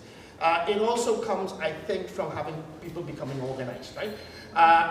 When we think about that, if we really want to look at the first examples of the struggles for global reparations, it's Africans escaping from the plantations, right? Yes. And not wishing to be enslaved. Sabotaging the equipment, right? And eventually organizing rebellions and revolts. And of course, the Haitian Revolution stands full square there. Then there's the development of Pan-Africanism, right? And the idea that there's something that's fundamental to the black presence in the Americas that leads to a common struggle, despite what differences there might be in terms of ethnic origin, language origin, or part of Africa. So that common struggle. And then people began to articulate what we need to be organized, to translate these ideas, right? This philosophy into something that can bring about practical material benefits. So in 1900, the first Pan-African Congress was held in London, organized primarily by Henry Sylvester William, who was from Trinidad and Tobago, but studied at Dalhousie University, and was very active in the African Nova Scotian community. And so it's hard not to believe that he was not having discussions with James Robinson Johnson and others, right? So there's an African Nova Scotian, we don't have the diaries or we don't have the memoirs, but I'm sure there's an African Nova Scotian contribution to the Pan-African struggles. And so the Pan-Africanist Congresses, later on taken up by W.E. Du Bois, the great African-American scholar, I should say the great American scholar. It begins organizing stuff, begins to articulate the argument of bringing people together to organize for intercolonization. But then this idea of reparations, right? Marcus Garvey led the largest international mass black movement in history. Okay, people can debate how many people were involved in it, but it had chapters all over the world, at least 500 chapters, right? And Garvey mobilized black folk on the basis of black pride, on the basis that black people can organize and fight for their own interests. But he also said there is justice and there is reparations that's owed by the system that has deprived us of humanity and has colonized Africa. And so that was a huge organizing effort. We have Recharged Genocide by William Patterson when he introduced a call on behalf of African Americans at the United Nations. We have Malcolm X, who was actually taking that up as well. And then we have Mother Dorothy Moore, who kept alive in the American context, but internationally as well, the idea of reparations and so on. And so these ideas began to percolate internationally. And then what happened is as African countries became independent, and as the global black liberation struggle in the Americas began to take shape, there was this attempt to unite, right? And the United Nations World Conference Against Racism that took place in 2001 was a critical moment, okay? It was marginalized. By the time it was taking place, it was international news. And the West was defeated and marginalized on issues of reparations and other questions, right? So for issues related to the Palestinian struggle and other issues as well, right? Related to the global economic system. They were defeated at this conference, and it was international news. But 9/11 happened, okay? And changed the geopolitics and marginalized this. So the momentum, for a certain extent, was stalled, but it began. And then we had the Global African Congress, and we had formed in 2002, and then other things that were formed. And so now, and the CARICOM case, and we have the work of people like Dr. Lynn Jones and others who have been articulating this. So it's great, gaining this momentum. Okay, as people are becoming organized and people are beginning to realize, right, that through strength, right, we can achieve these things. And so now we have the African Union has come aboard to support its brothers and sisters in the Americas. And of course, in the wake of George Floyd, the mass movement has given us that impetus. So if I come back to the issue of education, right, I think one of the things that comes back here is George Floyd has opened up that space, that window, that has perhaps rather reluctantly forced open by the ruling class or the ruling circles. They've reluctantly done this. They've given symbolic concessions, okay? But there's a book probably that says if you say A, you must say B. So having done this, it opens up the way. And so this has educated and conscientized people about the black experience, right? Yes. And where does this contemporary condition of black exploitation, marginalizing, disenfranchisement come from? It has historical roots. And this has forced many universities to actually begin to actually put into place what I hope will be very important initiatives. So we had the signing of the Scarborough Black Charter, right? The Scarborough Charter against anti-black racism, black inclusion. That comes out of collective struggle, and it talks about black studies programs.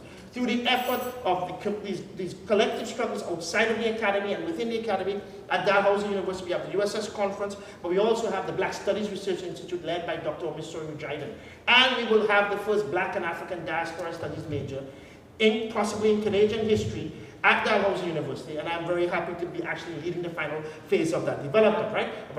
These have all come out of struggle.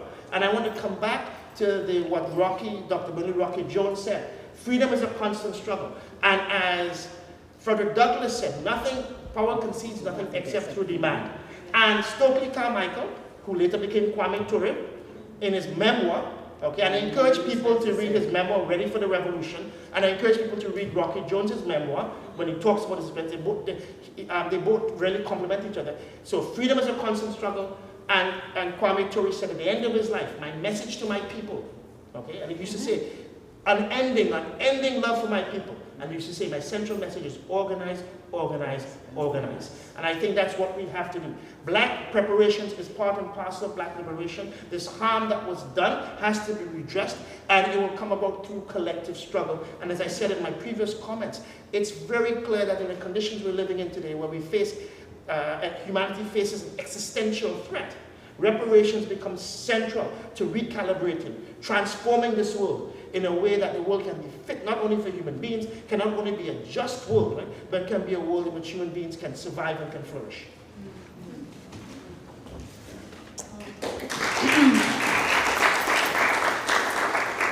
you so much for that as to how we can contribute to the global efforts to recognize the harm caused by slavery. Do the panelists have any comments or any follow-up? Yeah, we always get stuck when we're living locally, and then you present us to try to respond to something globally. And there's a problem that we have to watch out for with our whole reparations movement. And there's something that people have now been raising, because it is becoming more in the news, the paper, we're reading, I think we're understanding it a little more. But there's this saying that says, no one left behind. So when you're talking about reparations, no one left behind. And what that refers to is the fact that it's not just an intellectual, academic, whatever movement. Everyone is part and parcel of the reparation movement. If you remember the story about the child that I started with, that child went through that whole process, got at the end, and didn't know what she was there for. She was left behind. We left that child behind. So when we're talking about global, if we're going to deal with the global, what are we doing in the local to make sure that we understand what we're dealing with in terms of reparation, or what it is that we're going to be doing, and who needs to be part of the local to carry that message throughout the whole globe, because it does have, and it is a global movement. So I just leave that thought, not to forget it. Okay. Yeah, and I just want to build up on that point, and because the educating of ordinary folks, right, outside the country is particularly important. I just came back from an international reparations conference held in Barbados, and in my conversations with people who were attending the conference, right, we spoke about how important it is to hold state power. Yes. Because in Barbados we have the Prime Minister Motley, who has stood up. She says she's criticized the monarchy. Barbados is going to become a republic, and she's spoken forcefully for the necessity for reparations. But she's also fostered a massive education campaign on reparations in the schools, right? And so when you travel through Barbados, you see increasingly monuments, right? And other activities aimed at educating people so it doesn't remain this simple intellectual exercise. Because at the end of the day, not only will reparations benefit them, but they should be the driving forces of reparations, right? This is a movement that is aimed, as I said before, at benefiting not just a certain elite, but benefiting all of the masses of people of African descent who have been direct and indirect victims of the transatlantic slave system. And of course, as I've said before, it's obviously going to be a struggle. If it's successful, and I believe it will be successful, that will transform the world for all of us for the better. Thank you. Panelist number 3. Why is it important to recognize Emancipation Day?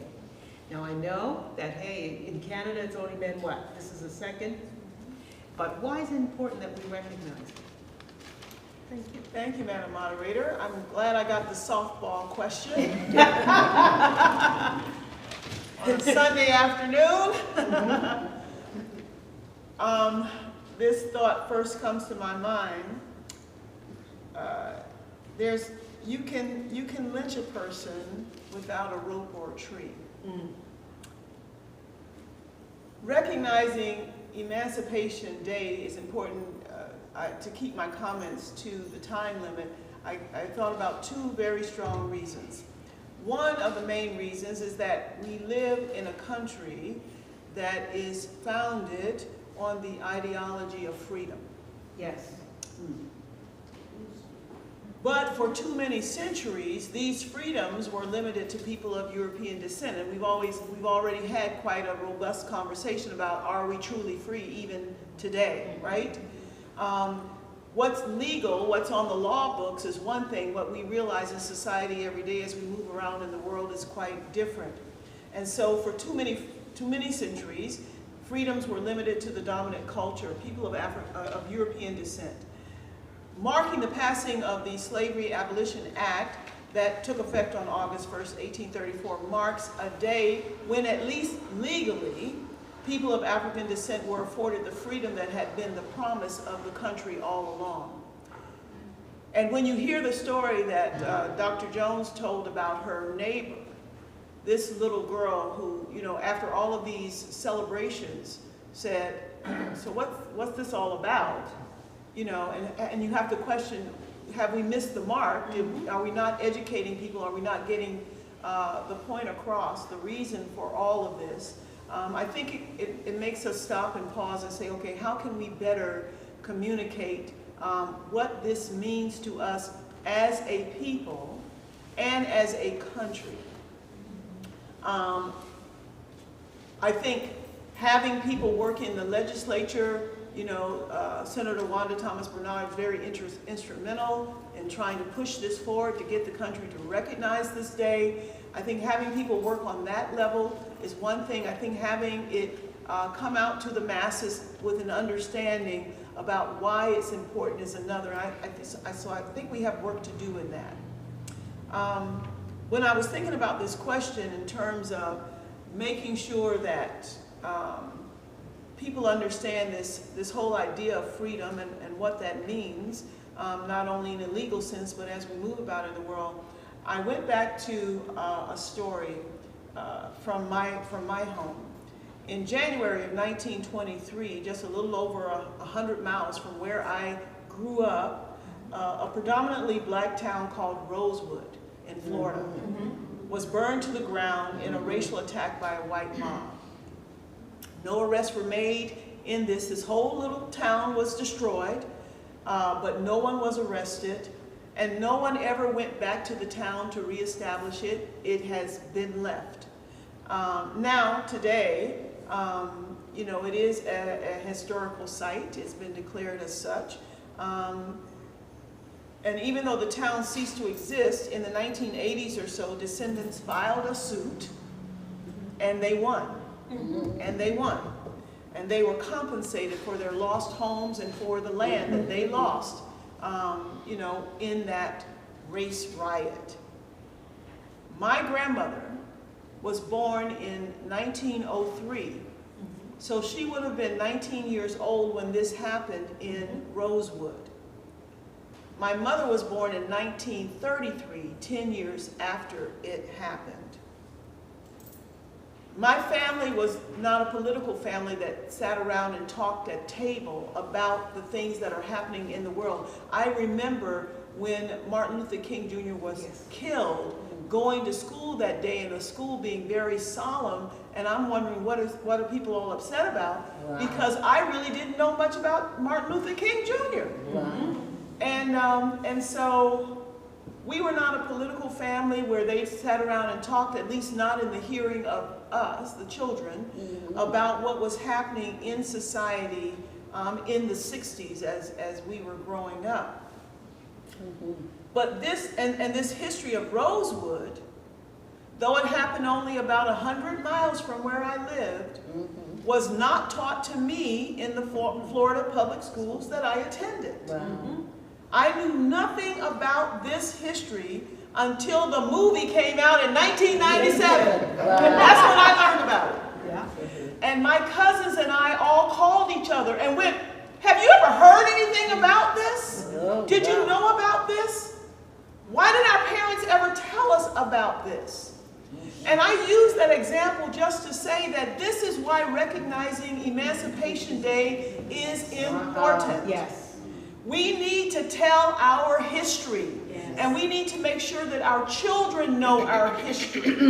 And because the government, as it already been established, has done a wonderful job of spinning this story that slavery didn't exist here, and that if it did, it certainly wasn't to the extent that it existed in the United States, and it wasn't as brutal and inhumane, right? They've done a wonderful job of spinning that story, so we have to do an even better job of making sure that this country knows it did exist, how horrible it was, the effects that it's had on us even to this day, and that our children know this story. Right. Having an annual day to mark this history fosters curiosity, like it did in your neighbor, and conversation. Yeah. It opens the door to conversation about what we have suffered as people in black and brown skin in this country. A public acknowledgement that slavery existed in Canada and was legally abolished puts to rest the denial of many that slavery did not exist here. Yes.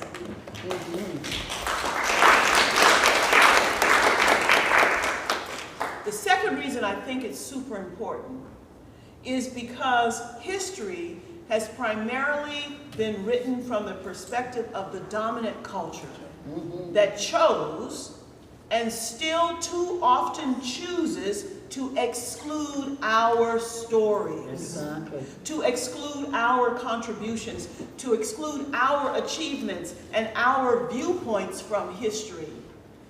You know the African proverb that says you'll know the true story, right? When it's not told by the hunter, but by the lion. Right. And so when black history comes to light, it's always amazing to me that there is a collective gasp, right? That happens when people saying, I didn't know. I didn't know about that.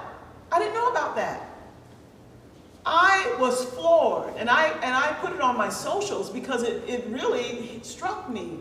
I was floored at the No. 2 Construction Battalion National Apology when the Minister of Defense stated that she had studied history in school and in university and never knew about the No. 2 until she became the minister in November of 2021, just a few months ago, not even a whole year ago.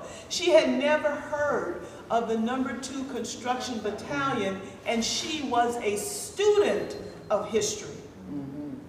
This is how successful the dominant culture has been in excluding our stories.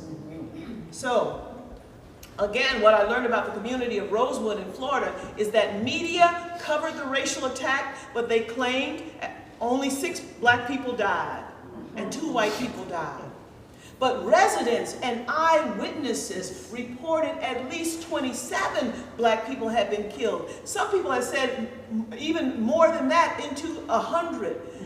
That hasn't been proven, but there was a mass grave. And one resident said she saw the bodies being dumped into this mass grave. But when those stories were coming at that time in 1923, we weren't heard. We were not heard. And now, and since, I guess in the 80s when this suit came and these things started coming to light, now these people are dead. So now these first-hand accounts are no longer, and they cannot establish the actual site where this mass grave was. Nobody went digging everywhere looking for a mass grave. There was no one to tell them where the location was, and they didn't look for it. Those bodies have never been uncovered.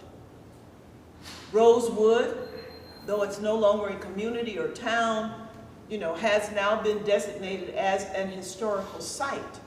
But it is a cautionary tale to us. It is a lesson learned that we have to be the ones to tell our stories. We have to be the ones to ensure that the facts are correctly documented. We must tell our own stories to ensure our perspectives are heard. Yeah. It is important for posterity and for the education of our descendants. That's why celebrating Emancipation Day is important.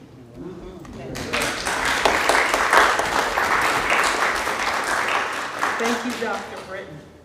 In the respecting time, number 2, and then we go back in those 2 questions. Because those 2 questions for Dr. Britton sort of tie together, they wrap up nicely. What long-term effect has the business, and I'm calling it a business, of slavery had on black people? And how can recognizing Emancipation Day help? That's sort of a follow-up to your first question, but why was it important? But how can emancipation help in understanding the long-term effect that the business of slavery has had on us as a race of black people? Thank you. And I didn't pause in the beginning to say thank you to Brother Russell Gross for inviting me to be on the panel. And I'm always thrilled whenever I'm on a panel with Dr. Saney, because I learn so much. And I've always said I was going to audit one of his classes, but I haven't had the time yet. And good to hear from my sister, Dr. Lynn Jones, who is so passionate about these issues. And so I feel particularly blessed to be at the table with them today. I like, Madam Moderator, that you use the term business.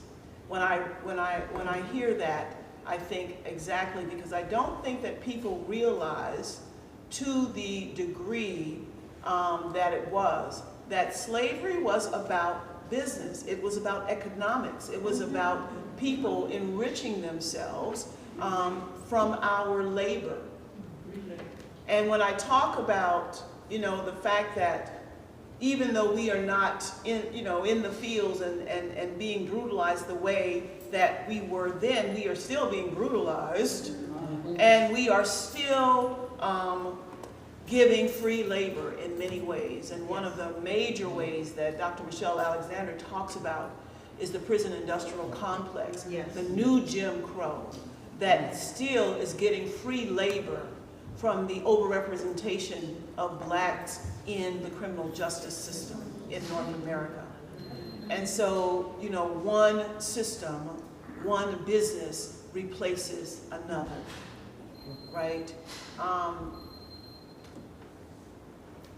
And of course, there has been a great enrichment in the prison systems in terms of having people incarcerated using their labor freely and lining your pockets with the business that you bring into the prison system. I don't want to go down that road because I'm going to get mad about it, but it exists, and I encourage everybody here to read up on what is happening in prison systems in North America. Back to the question of this business of slavery and the long-term effects on black people, I want to say that the effects are almost immeasurable. The physical effects, let's talk about that for a minute. Here we are in 2022, and we are, we can't say that somebody who was beaten or brutalized, in 18-something, that person's no longer alive, and so we're not feeling those physical effects. The way that we feel the physical effects is that through the transatlantic slave trade, hundreds of thousands of people were lost. We don't know if they were the last of their name, of their tribe, of their, When people reached these shores and they were killed, they may have been the last of their name. Families have been lost because the last person was gone that carried that family name. The trauma of that, and realizing that, even during slavery, when people did have families, those families were split up. And still people are searching for their families. We have lots of genealogical studies to try to find out where did this person get to? Where are the descendants of this particular person? People here in Nova Scotia have found relatives in the United States. And when people got on ships in a mass migration from here, decided we don't want to be here, and they got on ships to Sierra Leone, we have people there, and still trying to make connections. So the physical damage that's been done in the sense of the breaking of family ties and relations, in the secession of family names, the progeny that's been destroyed is something that we still live with to this day. The soul damage of people.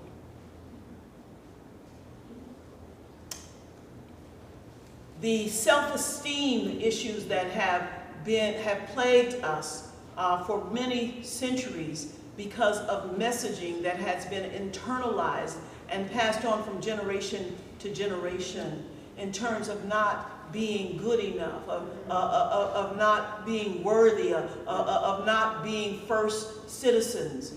These messages are messages that we are still battling today in trying to build up our children and let them know they are people of worth, and they have dignity and integrity, and they have promise, and they have gifts, and they are intelligent, and they can do whatever they want to do and be whoever they want to be. We have spent centuries trying to, kind of get our children back from being brainwashed with these other messages that were given during the time of enslavement. And so generations have been robbed of wholeness and wellness as an aftermath of the business of slavery. Social insecurity is another effect that we suffer even today. Feelings of inadequacy add to a sense of insecurity in this culture as we see things like George Floyd, the killing of George Floyd. You know, when we watch the violence that is still visited on black and brown bodies, how can you feel safe and secure knowing that any day you go out of your house, something might happen that won't bring you home again? Parents still having to sit down and have the talk with their children about the dangers that lie outside of the door and how they are to engage with other people, especially law enforcement. When routine traffic stops become a death sentence. These are the things that plague us and cause a sense of insecurity in the world. Yeah, there are people who move through the world and kind of ignore those things. You know, they try not to let them, get in their spirits. But we have to face the reality that we have a lot of our young people who are dealing with all of that angst every day. And that it affects the way that you are able to thrive in the world. That's part of what I talked about when it comes to reparations. We need institutions set up. We need services set up that will help to restore a sense of wholeness and wellness to our people. Yes. Another major impact of the business of slavery is that we didn't get anything out of the business. We did all the work, and we don't have anything to show for it. The lack of generational wealth because of not being able to participate in the economic systems of the country for so many centuries has been a huge problem, and another reason why we should not be afraid of or shy away from asking for reparations, monetary reparations. It's, you know, the way that I easily, or I think that I've easily explained it to people is just as simple as having a head start. People in the dominant culture have had 400-year head start in establishing generational wealth for their descendants. They've always been able to participate in whatever was happening in the economic systems in the country. Not every single person. Yes, we know we had poor whites, you know, who may not have had as much. But for the most part, you have people who are able to do that, and black people, black and brown people, enslaved people were not able to do that. Once freedom was granted legally, they were still not able to do that. And so we have not yet caught up. They say there's a level playing field that's been established, but it is not level, you know, because of the inequities of this historic head start or deficiency or deficit that we have to deal with. So even though something is equal in the terms of you can go in this door and I can go in this door, we can be in this space together, we can do this together, there's no law that says you can't be in this space, there is still an inequity when it comes to what I have and what you have when we are the same age with the same educational background. You know, and it comes from the systemic racism, you know, these systems that were put into place that put more money into certain communities where our communities were redlined and we were not able to have access to the same kinds of things. So this lack of generational wealth has caused a big wealth gap between black people, the formerly enslaved, and the enslavers. I think that, I mean, there are lots more harms. I'm going to see if I wrote something down here. Yeah, there are lots more harms that we could probably talk about, and I'm sure my colleagues will add something to but those are the main ones that come to my mind immediately in terms of, you know, what enslavement, the business of slavery, the effect that the business of slavery has had on us. Recognizing Emancipation Day is a reminder to the wider society that our struggle is not over. It can bring light to the ongoing challenges we face because of the historical deficit, dehumanization, and denial that people of African descent have had to endure over the centuries. And I would leave you with this quote from, again, James Cone, who's a liberation theologian. He said, if we cannot recognize the truth, then it cannot liberate us from untruth. Thank you.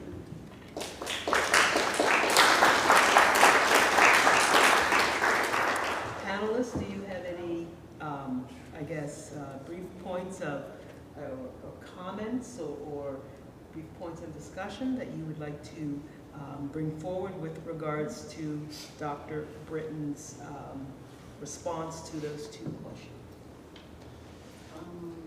Thank you. For me, it was, it really sunk in. I really enjoyed how Dr. Britton laid out why the importance, like she made it when she started, like it wasn't going to be anything much. She got the little question, and then she proceeds to give us the in-depth reasons as to why Emancipation Day is important. But really struck me was about the erasure of our stories, and she really elaborated on that. And so I would be remiss, and she talked about the children, which was really neat and why it was so important. Went back to what we did before. But I would be remiss if I didn't acknowledge in our audience Catherine Winkler, who has been bringing to light history that I was only superficially aware of, which was the exodus of the 13 ships that left Nova Scotia for Sierra Leone, the largest migration of African people from anywhere in the world back to Africa. And now, and a lot of what led her to really help us with bringing that history to light, she's a school teacher, regular, ordinary, everyday school teacher, but who worked with our community, in particular Karen Hudson, school teacher and what have you. And she started through reading the book on reparations. That's what really moved her into wanting to do something. She had happened to read our book. But it's exactly what you say, like, you know, it's all part of the emancipation of our minds and what have you. So I just want to do a shout out to thank her. She doesn't like to be in the limelight. She usually says you don't even see her name or anything like that, but we really appreciate that work that you've been doing on, and it's still ongoing. Thank you. So, thank you. There's 2 points. The point about historical memory, I think, is critically important. Yes. As Marcus Garvey said, that people wrote knowledge of the past, and so when culture is like a tree without roots. And of course, Malcolm X said, of all our studies, history is the best suited to reward our efforts. As a historian, I hope I'm not biased, right? But I think historical memory is critically important, and even the reference to the Sierra Leone migration, which took place in 1792, is so important because it demonstrates the fact, when you focus on that, the role of African people in taking control of their destiny, right? Yes. And I think historical memory is critical in the sense that, you know, black people can not only have this issue, but they can understand and analyze their own reality and come up with solutions and ways to move forward. A point that I think really stands out, obviously, is, you know, we can talk about the economic, we can talk about so many other impacts in which the slavery itself shaped the trajectory, right, of people of African descent. But one of the fundamental ones is this horrible and insidious idea of black inferiority, the dehumanization of people of African descent, that we're not human and that we're incapable of being on the same level, right, of others, right? And this dehumanization has had significant intergenerational impact, as you were speaking about, in terms of self-esteem from generation to generation, and can actually be measured in the impact, mental and physical, of people of African descent. There's a major conference, the first international conference on Black health, that's going to be taking place here in Halifax from October the 6th to the 8th, where major presenters in psychiatry and endocrinology will be talking about how you can measure the impact, right, of this long history, what people often refer to as intergenerational trauma, or what they refer to as epistemic, right, actually epigenetic studies, right, how the impact in one generation filters through over time. And I think it's important to bear that in mind. Yes, people may say it happened a long time ago, but the world we live in is fundamentally shaped by that. And more importantly, the experience and the lived experience of people of African descent is shaped by the fact that slavery, right, played such an important role in shaping the world. Now, people talk about colonialism and post-colonialism. I often like to say, well, colonialism morphed into a new form of colonialism, right? So, in a sense, the kind of oppression, disenfranchisement, and marginalization continues to today. Excellent. Wow. Well, folks, that comes to the end of our panel discussion. Could you please give our panelists, I learned so much, and I could sit and listen for hours. It was so engaging, so knowledgeable, so clear, and so simple. Thank you, panelists. Can we please give them a big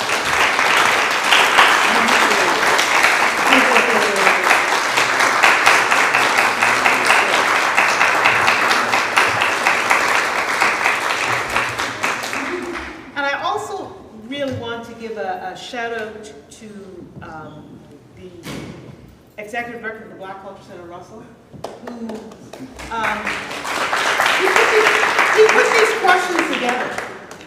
And he said, well, if you're the moderator, can you take a look at them? And you know what? And I said, yeah, they look okay, but I certainly didn't realize the type of response and all, panelists, you put so much into it. And you know what? These questions really, really did come to life, and so relevant. Because sometimes you just look and say, oh well, but so relevant. So thank you for your time and your preparation in putting this together.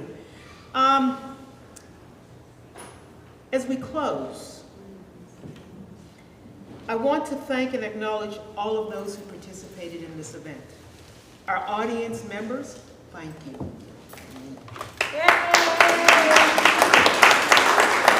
And also to those who joined us virtually. Who knows, maybe next year this will be a national type event. The hosts and organizers of this event, the Black Cultural Center, the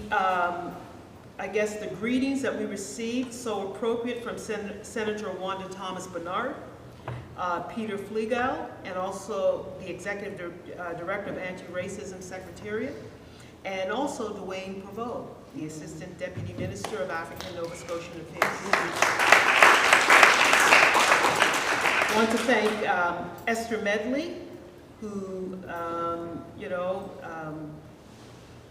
for the national anthem and also the Black national anthem. Kingdom Voices, music is a part of who we are. You know what, they might have stole a lot, look, a lot has been taken from us, but not the music, because that's, the spirit of our soul still exists, and that's why I believe there's so much. Yeah. The sponsors of this event, the Department of Canadian Heritage, and the Government of Nova Scotia, and also, of course, the Black Cultural Center. And like I said, last but certainly not least, our panelists, Dr. Lynn Jones. Thank you. Dr. Isaac Saney.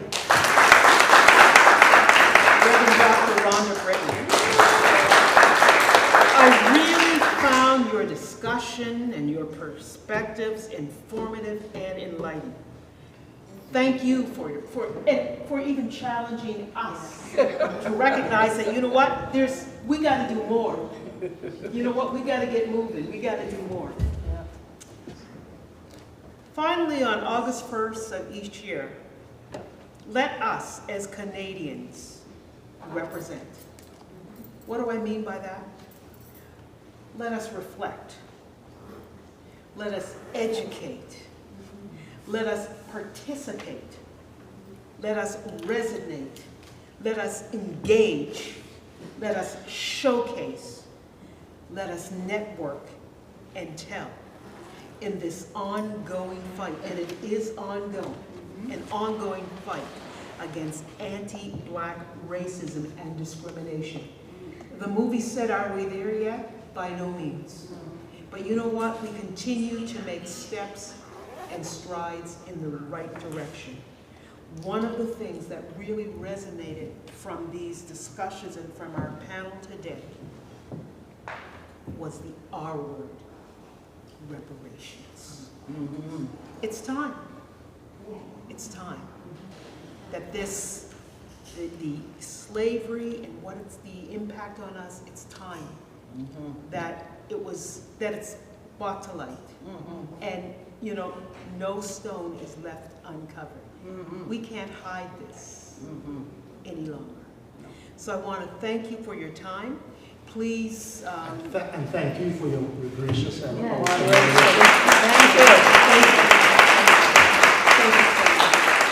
I want to thank you for your time. Please, you know, speak to our panelists.